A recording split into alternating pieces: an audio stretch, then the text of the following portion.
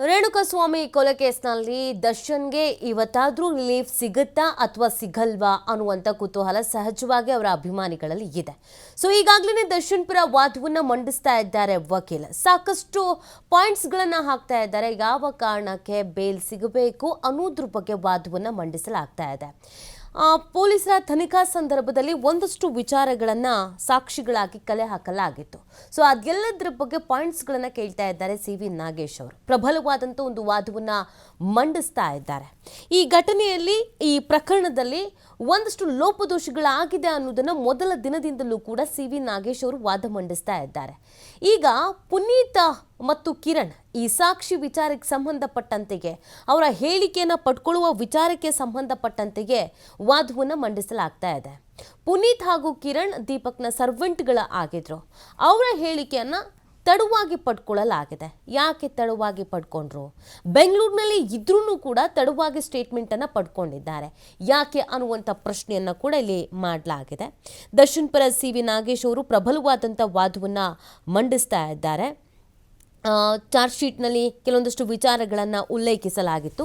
ಆ ಚಾರ್ಜ್ ಶೀಟ್ನ ವಿಚಾರವನ್ನು ಕೂಡ ಇಲ್ಲಿ ಹೇಳಲಾಗ್ತಾ ಇದೆ. ಅಂದರೆ ಕೆಲವು ಸಾಕ್ಷಿಗಳು ಬೆಂಗಳೂರಿನಲ್ಲಿ ಇರಲಿಲ್ಲ, ಪುಣೆ, ತಿರುಪತಿ, ಹುಬ್ಬಳ್ಳಿ ಅಲ್ಲೆಲ್ಲ ಹೋಗಿದ್ರು ಅನ್ನೋದನ್ನು ಕೂಡ ತೋರಿಸಲಾಗಿತ್ತು. ಅದಕ್ಕಾಗಿ ಸ್ಟೇಟ್ಮೆಂಟನ್ನು ಪಡ್ಕೊಳ್ಳೋದು ಲೇಟ್ ಆಯಿತು ಅಂತ.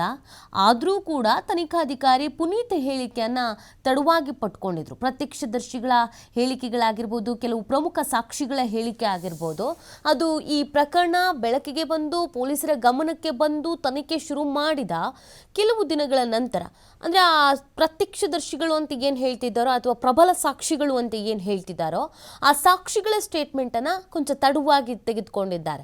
ಸೊ ಯಾಕೆ? ಅದು ಪ್ರಬಲವಾದಂಥ ಪ್ರಶ್ನೆಯನ್ನು ಇಲ್ಲಿ ಸಿ.ವಿ. ನಾಗೇಶ್ ಅವರು ಕೇಳ್ತಾ ಇರುವಂಥದ್ದು. ಈ ಕಾರಣದಿಂದ ಮತ್ತೊಂದಷ್ಟು ವಿಚಾರಗಳನ್ನು ಹೇಳೋದ್ರ ಮುಖಾಂತರವಾಗಿ ಬೇಲನ್ನು ಕೊಡಬೇಕು ಅನ್ನೋದನ್ನು ಹೇಳ್ತಾ ಇದ್ದಾರೆ. ದರ್ಶನ್ಗೆ ಬೇಲ್ ಬೇಕು, ಬೇಲ್ ಕೊಡಬೇಕು ಅನ್ನುವಂಥ ವಿಚಾರಕ್ಕೆ ಸಂಬಂಧಪಟ್ಟಂತೆ ಈ ವಾದವನ್ನು ಮಂಡಿಸಲಾಗ್ತಾ ಇದೆ. ಸಿ.ವಿ. ನಾಗೇಶ್ ಅವರು ಕೆಲವೊಂದಷ್ಟು ಪ್ರಶ್ನೆಗಳಿಗೆ ಉತ್ತರವನ್ನು ಕೊಡುವಂಥ ಕೆಲಸವನ್ನು ಕೂಡ ಇಲ್ಲಿ ಮಾಡ್ತಾ ಇದ್ದಾರೆ. ಚಾರ್ಜ್ ಶೀಟ್ನಲ್ಲಿ ಮೆನ್ಷನ್ ಮಾಡಿರುವಂಥ ಕೆಲವು ವಿಚಾರಗಳ ಬಗ್ಗೆಯೂ ಕೂಡ ಅವರು ಇಲ್ಲಿ ಹೇಳ್ತಾ ಇದ್ದಾರೆ. ಪೊಲೀಸ್ ಅಧಿಕಾರಿಗಳಿಂದಲೇ ಒಂದಷ್ಟು ಲೋಪದೋಷ ಆಗಿದೆ ಅನ್ನೋದ್ರ ಬಗ್ಗೆ ಕೂಡ ಹೇಳ್ತಾ ಇದ್ದಾರೆ. ಇನ್ನು ಈ ಥರ ತನಿಖೆ ಶುರುವಾದಂಥ ಸಂದರ್ಭದಲ್ಲಿ ಕೆಲವೊಂದಷ್ಟು ವಿಚಾರಗಳಿಗೆ ಸಂಬಂಧಪಟ್ಟಂತೆ ಗೊಂದಲ ಅನ್ನೋದು ಇದೆ, ತಾಳೆ ಅನ್ನೋದು ಆಗ್ತಾ ಇಲ್ಲ. ಪೊಲೀಸರು ಪಡ್ಕೊಂಡ ಸ್ಟೇಟ್ಮೆಂಟ್ಗಳಿಗೂ ಮತ್ತು ಈ ಪ್ರಕರಣದಲ್ಲಿ ಕೆಲವು ಸಾಕ್ಷಿಗಳು ನುಡಿದಿರುವಂಥ ಸ್ಟೇಟ್ಮೆಂಟ್ಗಳಿಗೂ, ಆರೋಪಿಗಳು ಕೊಟ್ಟಿರುವಂಥ ಸ್ಟೇಟ್ಮೆಂಟ್ಗಳಿಗೂ ತಾಳೆ ಆಗ್ತಿಲ್ಲ ಅನ್ನುವಂಥ ವಿಚಾರವನ್ನು ಕೂಡ ಇಲ್ಲಿ ಪ್ರಮುಖವಾಗಿ ಹೇಳ್ತಾ ಇದ್ದಾರೆ. ಒಟ್ಟಿನಲ್ಲಿ ದರ್ಶನ್ಗೆ ಜಾಮೀನು ಸಿಗುತ್ತಾ ಸಿಗಲ್ವಾ ಅನ್ನುವಂಥ ವಿಚಾರಕ್ಕೆ ಸಂಬಂಧಪಟ್ಟಂತೆಗೆ ಸಾಕಷ್ಟು ಪ್ರಬಲವಾದಂಥ ಒಂದು ವಾದವನ್ನು ಮಂಡಿಸ್ತಾ ಇರುವಂಥ ಹಿನ್ನೆಲೆಯಲ್ಲಿ ಸಹಜವಾಗಿ ನಿರೀಕ್ಷೆಯನ್ನು ಅವರ ಅಭಿಮಾನಿಗಳು ಇಟ್ಕೊಂಡಿದ್ದಾರೆ.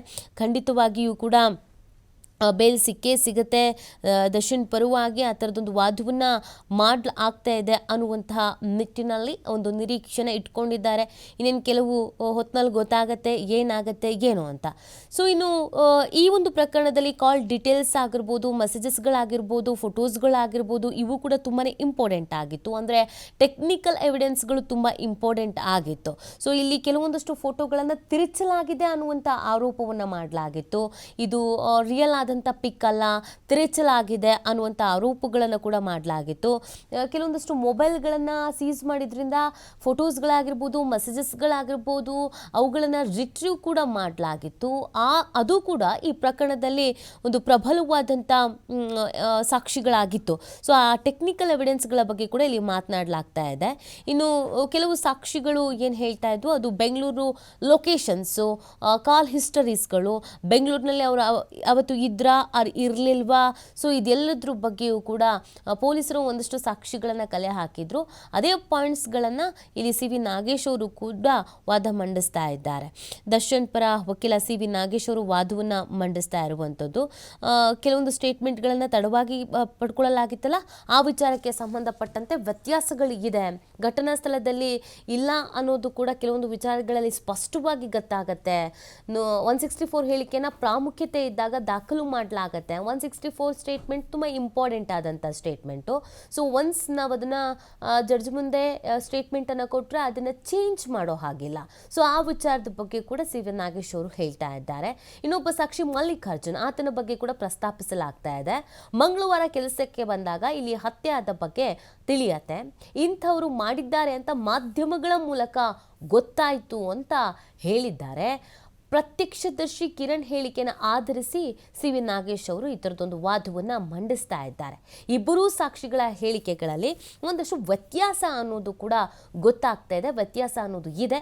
ಘಟನಾ ಸ್ಥಳದಲ್ಲಿ ಇಲ್ಲ, ಅವರು ಇರಲಿಲ್ಲ ಅನ್ನೋದಕ್ಕೂ ಕೂಡ ಸ್ಪಷ್ಟವಾಗಿ ಗೊತ್ತಾಗ್ತಾ ಇದೆ ಅನ್ನೋದನ್ನು ಕೂಡ ಹೇಳ್ತಾ ಇದ್ದಾರೆ. ಘಟನಾ ಸ್ಥಳದಲ್ಲಿ ಇದ್ದಾರಾ ಇಲ್ವಾ ಅನ್ನೋದು ಹೇಗೆ ಗೊತ್ತಾಗುತ್ತೆ ಅಂದರೆ ಮೊಬೈಲ್ ಟವರ್, ಮೊಬೈಲ್ ಲೊಕೇಶನಿಂದ.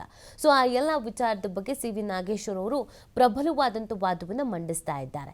ಸೊ ಸಾಕ್ಷಿ ಮಲ್ಲಿಕಾರ್ಜುನ್ ಏನಿದ್ದ ಇನ್ನೊಬ್ಬ, ಆತನ ಸ್ಟೇಟ್ಮೆಂಟ್ ಬಗ್ಗೆ ಕೂಡ ಇಲ್ಲಿ ಸಿ ವಿ ನಾಗೇಶ್ ಅವರು ವಾದವನ್ನು ಮಂಡಿಸ್ತಾ ಇದ್ದಾರೆ. 1300 ಪುಟಗಳ ಚಾರ್ಜ್ ಶೀಟ್ನಲ್ಲಿ ಏನೂ ಇಲ್ಲ ಅನ್ನುವಂಥ ವಾದವನ್ನು ಮಂಡಿಸ್ತಾ ಇದ್ದಾರೆ. ಪೊಲೀಸರು 1300 ಪುಟಗಳ ಚಾರ್ಜ್ ಶೀಟನ್ನು ಸಲ್ಲಿಕೆ ಮಾಡಿದರು, ಹಲವು ಪಾಯಿಂಟ್ಸ್ಗಳನ್ನು ಹೇಳಿ. ಸೊ ಆ ಕಾರಣಕ್ಕಾಗಿ ಇದರಲ್ಲಿ ಏನು ಅಂದರೆ ಏನೂ ಇಲ್ಲ ಅನ್ನೋದನ್ನು ಹೇಳ್ತಾ ಇದ್ದಾರೆ. ಫೋಟೋವನ್ನು ಕೂಡ ಹೇಗೆ ತಿರುಚಿದ್ದಾರೆ ಎಂಬುದನ್ನು ತೋರಿಸ್ತೇನೆ ಅಂತ ಹೇಳ್ತಾ ಇದ್ದಾರೆ. ಕನಕಪುರದ ಮೊಬೈಲ್ ಅಂಗಡಿಯಲ್ಲಿ ಬೇಸಿಕ್ ನೋಕಿಯಾ ಪಡೆದಿದ್ದೇನೆ,